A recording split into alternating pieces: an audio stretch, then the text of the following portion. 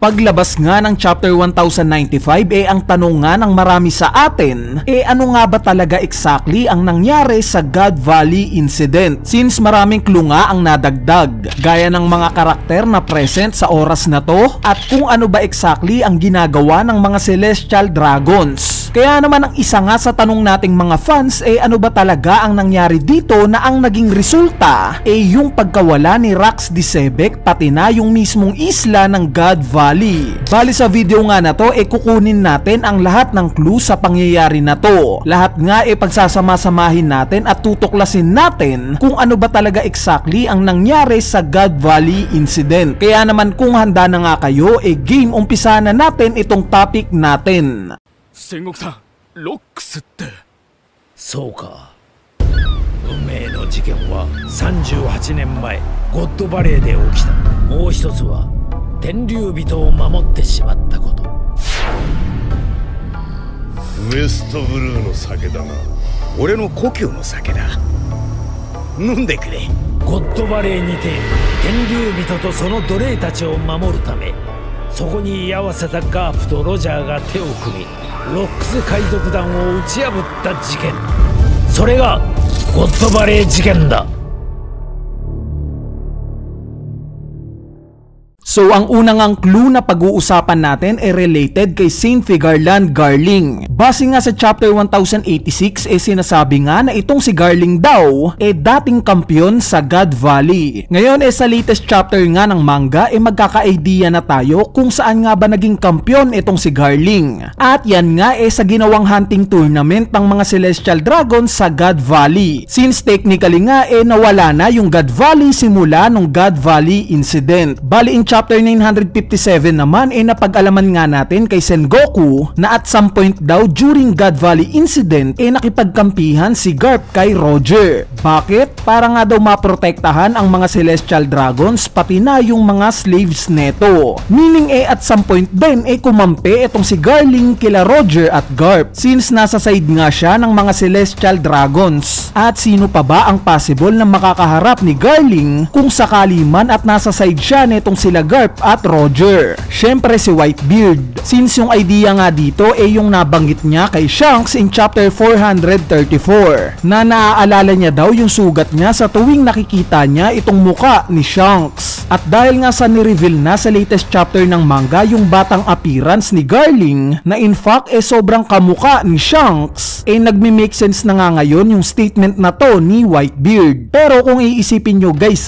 malabo ngang umalyansa itong si Garling kila Roger at Garp. Dahil sa introduction nga ng karakter niya sinabi nga niya na anyone who protects scum is lower than the scum they protect. Kumbaga sa philosophy niya na to mas pipiliin niya pang mamatay kesa pumurotekta ng mga normal na tao o kumampes sa kanila. At sa tingin ko nga dito napapasok yung sanggol na si Shanks. So kung ano man nga yung naging resulta nitong sitwasyon ni Garling sa God Valley, sumanib man siya kila Roger at Garp o hindi, sa tingin ko nga na dito magpi-play out yung sanggol na si Shanks. Lagi ko ngang sinasabi na obvious nang nire-reveal ni Oda na related itong si Shanks kay Garling since parehas nga silang Figarland. At kung ano man itong motivation ni Garling kung bakit buhay pa rin siya sa nangyaring God Valley incident pwede ngang ang naging kabayaran neto yung sanggol na kadugo niya mismo na si Shanks. Anyway ngayon mapunta naman tayo sa sumunod na clue natin which is si Rax Disebek. Simula nga nung ni-reveal yung karakter niya at in fact siya nga ang captain netong ilan sa pinakamalalakas na karakter na kilala natin naging maugong na nga na ang possible na rason kaya siya napunta sa God Valley para sugurin etong si Roger since this time nga sila lang ang mga piratang pinakamalalakas. Pero dahil nga sa revelation sa latest chapter ng manga na sinasabing every 3 years lang nagaganap itong hunting tournament at paiba-iba ito ng lokasyon mukhang intendedly nga na pinuntahan ni Rax Disebek itong God Valley para punteriyahin itong mga Celestial Dragons. Sa anong rason? Kung maaalala nyo guys sa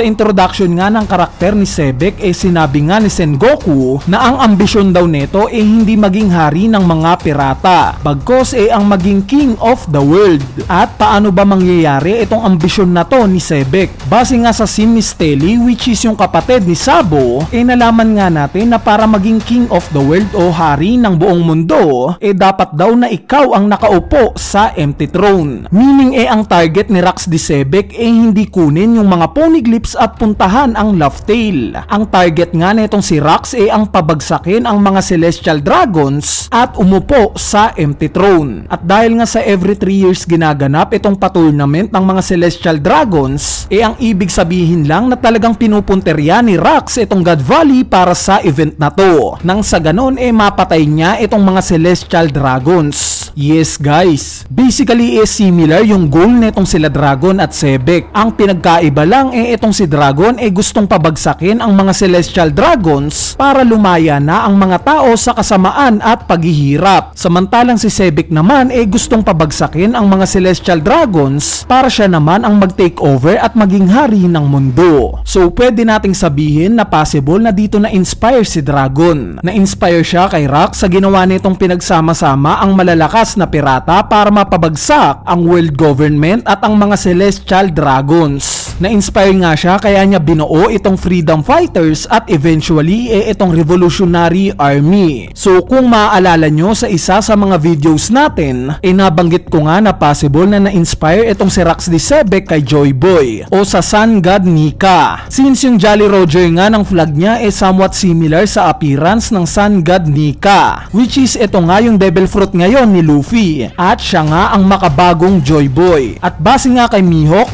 ang pinakamalakas daw na kakayanan ni Luffy hindi yung techniques niya o kung ano paman, bagkos yung nagagawa nga daw alyansa ni Luffy ang mga tao sa paligid niya. Similar nga itong traits na to sa unang Joy Boy, since alam naman natin na marami siyang naging alyansa during Void Century, gaya ng mga Kozuki, itong si Zunisha, yung mga Fishman, yung Alabasta at possible na itong mga Buccaneers, since alam nga nila yung kwento patungkol sa Sun God Nika. At itong traits nga na to makikita rin natin kay Rax di Sebek, dahil during this time nga napagsama-sama niya ang lahat ng pinakamalalakas na pirata during sa era niya. Kaya naman what if itong si Rax di Sebek ang Joy Boy ng era niya? Siya nga ang magpapalaya sa mga tao laban sa world government. Pero dahil sa hindi nga align yung gusto niyang gawin sa purpose niya bilang Joy Boy, nag-fail siya. Yes, may intensyon nga siya na pabagsakin itong mga celestial dragons at world government, kaya siya nandito sa God Valley. Pero dahil nga sa masama ang balak niya dahil sa gusto niyang maging hari ng mundo, naging failure ito at natalo siya netong sila Roger at Garp. Anyway, idea lang naman yan. So in summary, kaya nga napunta itong Rax Pirate sa God Valley dahil sa gusto nilang pabagsakin ang world government, kaya gumawa sila ng unang hakbang para sa misyon na to. At ito nga yung patayin itong mga celestial dragons sa God Valley. Inabangan nga nila itong event ng mga celestial dragons na every 3 years lang ginaganap. Pero dahil nga sa madadamay ang mga inosenteng slaves sa gagawin na to ng Rax Pirates, nagdesisyon nga itong sila Garp at Roger na magsanib puwersa para protektahan itong mga slaves na to. At in the process nga madadawit itong si Garling na magre-resulta sa pagkawala ng batang Shanks. Sa tanong nga kung bakit nandito sa God Valley itong si Roger,